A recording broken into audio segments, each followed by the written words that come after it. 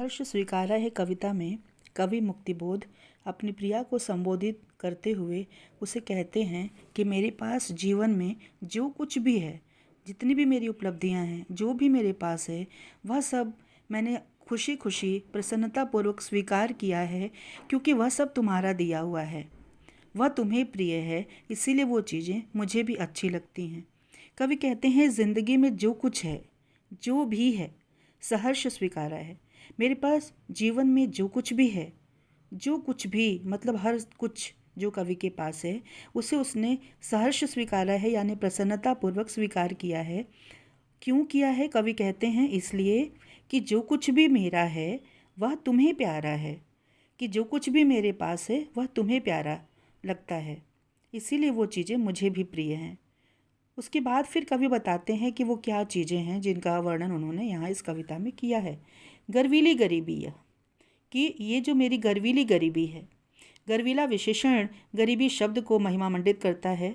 कवि कहते हैं कि यह गर्व करने लायक जो गरीबी मुझे मिली है, ये जो मेरे जीवन के गंभीर अनुभव हैं सब, यह जो मेरी वैचारिक संपन्नता है, यह विचार वैभव सब, यह जो मेरी वैचारिक संपन्नता है, यहाँ तात्पर्य यह है कि कवि के विचार ही उसके लिए उसके वैभव या ऐश्वर्य की तरह होते हैं, वही उसे संपन्न भी बनाते हैं। दृढ़ता, यह कवि के भीतर की दृढ़ता, कवि के भीतर की मजबूती, भीतर की सरिता, यह कवि के हृदय में उमड़ने वाली भावनाओं की नदी। या उन्होंने भीतर की सरिता कह करके यह बताने का प्रयास किया है कि मेरे हृदय में उमड़ने वाली जो भावनाओं की तरंगे हैं, जो भावनाओं की नदी है, वह एकदम नवीन है, एकदम नई है, और यह सब मौलिक है, मौलिक है। 2 बार कवि शब्द का प्रयोग करते हैं कि यह सब मौलिक है, मौलिक है, मतलब एकदम नया है, कवि का अपना है, स्वयं का रचा हुआ है। इसलिए कि पल पल में जो कुछ भी जागृत है, अपलक है, संवेदन तुम्हारा है। कवि अपने भीतर जिस जागृति की अनुभूति करता है, हर पल हर क्षण कवि अपने भीतर एक जागृति की, एक चेतना की अनुभूति करता है, और वो यही बात कहता है कि मेरे अंदर, मेरे हृदय में जो जागृति है, जो चेतना है, जो स्थिरता है, अपलक है, कवि के अंदर जो स्थिरता है, वो प्रिया की संवेदना के ही कारण है।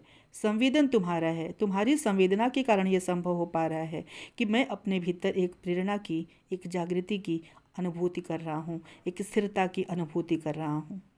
तो अपने पास उपलब्ध इन सारी चीज़ों का श्रेय कवि अपनी प्रिया को देता है। उसके बाद अपने प्रेम की घनिष्ठता का वर्णन करते हुए कवि कहता है, जाने क्या रिश्ता है, जाने क्या नाता है, जितना भी उड़ेलता हूँ भर भर फिर आता है। पता नहीं तुमसे मेरा क्या रिश्ता है, तुमसे मेरा क्या संबंध है, क्या नाता है, कि मैं अपने भीतर इस तरह से प्रेम के प्रवाह को उमड़ते हुए पाता हूँ, और जितना भी इस प्रेम को मैं बाहर उंडेलने की कोशिश करता हूँ, अपने हृदय से बाहर निकालने की कोशिश करता हूँ, मेरा हृदय फिर से स्नेह से परिपूर्ण हो जाता है, भर भर फिर आता है। प्रेम ऐसा ही होता है, इसे हम जितना ज़्यादा लुटाते हैं वह उतना ही हमें वापस मिलता है, कई गुना ज़्यादा बढ़ करके।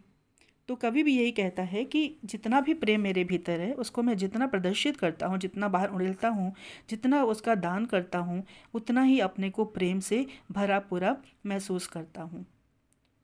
दिल में क्या झरना है, मीठे पानी का सोता है, भीतर वह ऊपर तुम। और कवि आश्चर्यचकित है कि इतना स्नेह, इतना प्रेम कहाँ से आया उनके भीतर। वह जैसे एक प्रश्न करता है कि मेरे दिल में क्या कोई झरना है जिससे प्रेम का प्रवाह फूट रहा है, या कि कोई मीठे पानी का सोता है जो मुझे रसिक्त कर रहा है। भीतर तो उमड़ता हुआ प्रेम है, और ऊपर से प्रिया की स्मृतियाँ, प्रिया की यादें, उसका चेहरा, उसका सौंदर्य, उसका प्रेम, सब कवि के व्यक्तित्व को ढके हुए है। कवि कहते हैं, मुस्काता चांद ज्यों धरती पर रात भर, मुझ पर त्यों तुम्हारा ही खिलता वह चेहरा है। जिस तरह से चंद्रमा अपनी चांदनी से पूरी पृथ्वी को ढक लेता है और मुस्कुराते हुए अपने उस चांदनी रूपी प्यार को धरती पर लुटाता है, उसी तरह से तुम्हारा वह सौंदर्यमय चेहरा हमेशा मेरे व्यक्तित्व को आच्छादित किए रहता है, ढके रहता है, और रात भर तुम्हारा मुस्कुराता हुआ वह चेहरा मेरी आंखों के सामने रहता है। तुम्हारा वह खिला खिला चेहरा, चांद जैसा सुंदर चेहरा हमेशा मेरे स्मृतियों में रहता है। यहाँ तो कवि मुक्तिबोध ने अपने प्रेम की अभिव्यक्ति की है, अपने भीतर उमड़ने वाले प्रेम के प्रवाह की बात की है, लेकिन कविता के तीसरे अनुच्छेद में वो फिर उसके बाद ही जब वो कहते हैं कि मेरे भीतर कोई प्रेम उमड़ रहा है, प्रेम की नदी बह रही है, झरना है, मीठे पानी का सोता है, और उसके बाद फिर वो कहते हैं सचमुच मुझे दंड दो कि भूलूं मैं तुम्हें भूल जाने की दक्षिण ध्रुवी अंधकार अमावस्या, शरीर पर चेहरे पर अंतर में पालूं मैं, झीलूं मैं, उसी में नहा लूं मैं। फिर कवि अपने प्रिया से अनुरोध करता है कि तुम मुझे दंड दो कि मैं तुम्हें भूल जाऊं। एक विरोधाभास सा नजर आता है कि सहर्ष स्वीकार करने की बात कवि करता है और खुशी खुशी स्वीकार करने की बात करता है। जो कुछ भी है जीवन में सब तुम्हारा दिया हुआ है, मैंने उसे स्वीकार किया है। और फिर उसके बाद कवि का एकाएक ये कहना कि तुम मुझे भूलने का दंड दो कि मैं तुम्हें हमेशा के लिए भूल जाऊं।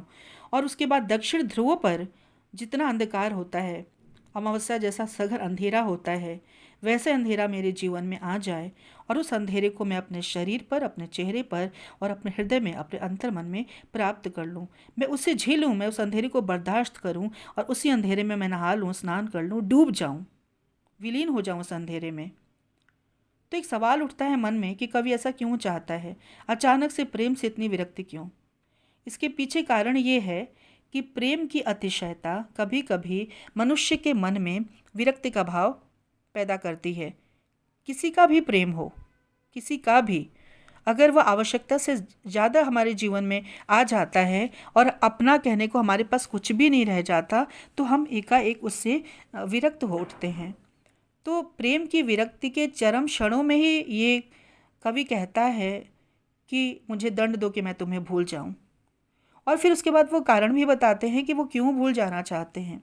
कवि कहते हैं कि मैं इसलिए चाहता हूँ कि तुम मुझे भूल जाओ या मैं तुम्हें भूल जाऊँ कि तुमसे ही परिवेष्टित आच्छादित रहने का रमणीय यह उजेला अब सहा नहीं जाता है, नहीं सहा जाता है।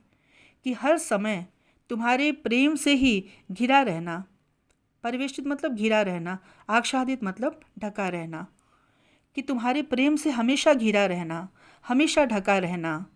माना कि वह सौंदर्य बहुत सुंदर है, रमणीय है प्रेम का सौंदर्य, लेकिन फिर भी यह उजाला रमणीय होने के बावजूद, सुंदर होने के बावजूद भी तुम्हारे प्रेम का प्रकाश अब मेरी दृष्टि में चकाचौंध पैदा कर रहा है। अब ये मुझसे और बर्दाश्त नहीं हो रहा है, मुझसे सहन नहीं हो रहा है।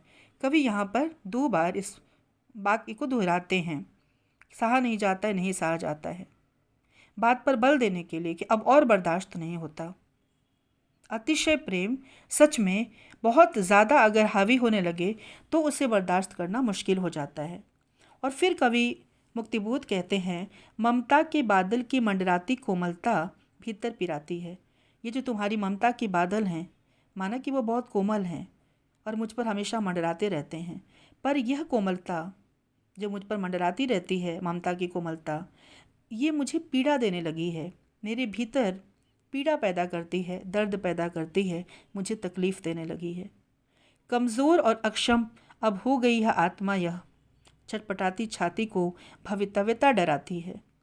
और प्रेम की उस बोझ से, उस बोझ को ढोते ढोते, उसे झेलते झेलते कवि कहता है, मेरी आत्मा असमर्थ, असक्षम और कमज़ोर हो गई है। मैं अपने भविष्य को लेकर हमेशा डरा डरा सहमा सहमा रहता हूँ। ऐसा कवि इसलिए कहते हैं क्योंकि जीवन के हर फैसले हमारे अगर दूसरों के द्वारा लिए जाएं, जीवन में अपना कहने को कुछ भी नहीं हो, तो कभी कभी तो डर और संशय मन में पैदा होता ही है कि जब यह व्यक्ति जो हमारा अति प्रिय व्यक्ति है, अगर यह नहीं होगा तो हमारा भविष्य क्या होगा। कवि के मन में भी यह डर पैदा होता है। इसीलिए कवि चाहता है कि इस प्रेम को मैं भूल जाऊं, यह प्रेम मेरे जीवन से चला जाए। बहलाती सहलाती आत्मीयता बर्दाश्त नहीं होती है।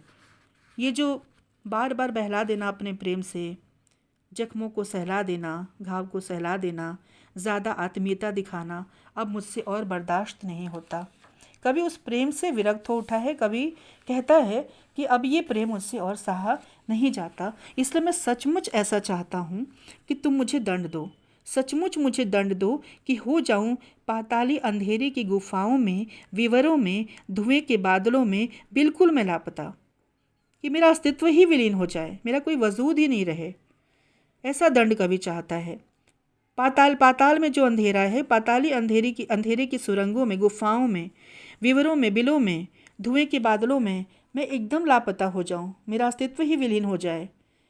लेकिन फिर उसके बाद ही चाहने से क्या होता है?